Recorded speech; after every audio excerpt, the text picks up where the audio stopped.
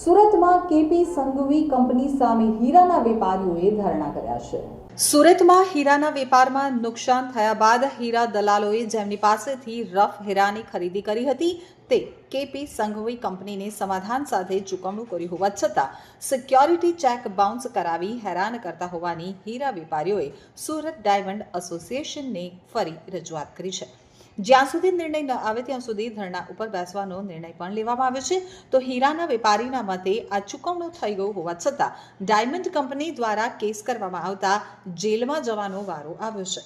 આ મામલે diamond association દ્વારા આખા કેસનો ઉકેલ લાવવા પ્રયાસ કરાઈ રહ્યા છે। તો મળતી માહિતી પ્રમાણે 27 જેટલા વેપારીએ ધંધામાં નુકસાની કર્યા બાદ ડાયમંડ કંપનીને એડવાન્સ ચેક આપ્યા હતા અને ડાયમંડ એસોસિએશનને મધ્યસ્થી કરી અને ચૂકવણું કરી આપવામાં આવ્યું હતું। જોકે આ ચૂકવણું થઈ ગયું હોવા છતાં ડાયમંડ કંપની દ્વારા કેસ કરવામાં આવતા વેપારીઓને જેલમાં જવાનો વારો આવ્યો હતો। પરિવારના મોભી જેલમાં હોવાના કારણે પરિવારની હાલત કફોડી બની છે। તો હીરા વેપારીઓએ કેપી સંઘવી કંપની પાસેથી 10 લાખથી લઈ અને 1.50 કરોડ રૂપિયા સુધીની મળી અને અંદાજિત 8 કરોડ રૂપિયા સુધીની રફની ખરીદી કરી હતી, જેમાં 50 થી 80% સુધી ચૂકવણું કરી અને નાદારી નોંધાવી હતી।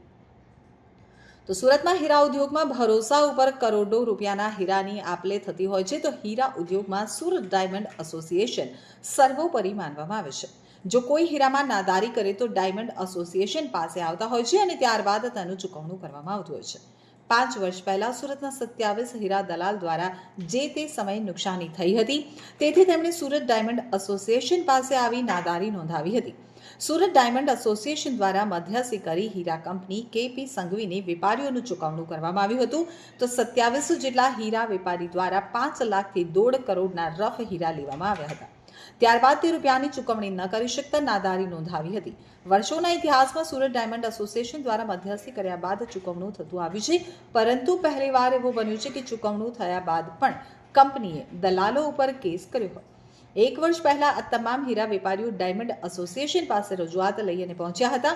ત્યારબાદ ફરી કંપની સાથે અગ્રણીઓ સહિતનાએ સમાધાન કરવાનો પ્રયાસ કર્યો હતો, જોકે હજુ પણ આ બાબતે કોઈ પણ પ્રકારનો નિવેડો આવ્યો નથી।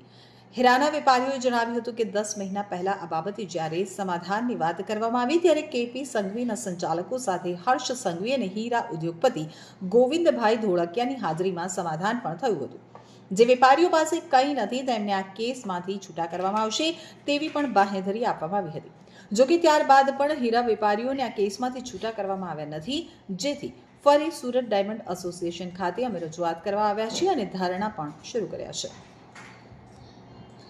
અલ્પેશભાઈ હીરાના વેપારીએ જણાવ્યું હતું કે કેપી સંઘવી સાથેની મેટરમાં સમાધાન થઈ ગયું હોવા છતાં પણ અમે આપેલા અમારા ચેકને બાઉન્સ કરાવી અમારા ઉપર કેસો કરાવવામાં આવ્યા હતા।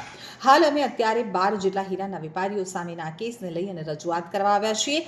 બધા જ ચેકની રકમ અલગ અલગ છે। ડાયમંડ એસોસિએશનમાં સમાધાન સમયે પણ ચૂકવણું સ્વીકારી લીધું હતું, જોકે ત્યારબાદ તેમણે અમારા સિક્યોરિટી પેટે આપેલા ચેકનો દુરુપયોગ કરી અને અમારા ઉપર કેસ કરી હેરાન કરવામાં આવી રહ્યા છે। વધુમાં તેમણે જણાવ્યું હતું કે મારા ઉપર પણ કેસ થયેલો છે। જેમ જેમ કેસ આગળ વધી રહ્યો છે તેમ તેમ હીરા વેપારીઓને જેલમાં જવું પડી રહ્યું છે। હું 2 વાર જેલમાં પણ જઈ ચૂક્યો છું। 2022માં 4 મહિના અને 2023માં 2.5 મહિના જેલમાં હતો। હજુ પણ કેસ ચાલુ છે અને આગળ શું થશે તેની કોઈને પણ જાણ નથી। ખર્ચા પણ ચાલુ છે। આ કેસ ચાલી રહ્યો છે, જેના પગલે 5 થી 6 વર્ષની અંદર કંઈ પણ નવું કરી શક્યા નથી।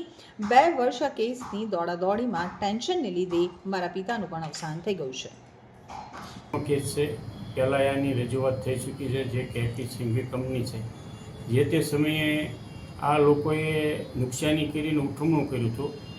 એ લોકોનું કહેવાનું એવું છે કે અમારી પાસે જે કાંઈ હતું એ મિલકત માલ એનું ભાગે પડતું જે કાંઈ ચૂકવણું ટકાવારી આવતું એ લઈ લીધેલું છે અને ઉપરથી અમારી ઉપર કેસ કરેલા છે, તો એ કેસ પાછા ખેંચાવા જોઈએ એને લઈને રજૂઆત કરવા આવેલા છે અને એનો મીડિયેટર દ્વારા બેસ્ટ રસ્તો કાઢવામાં આવશે એવું એમને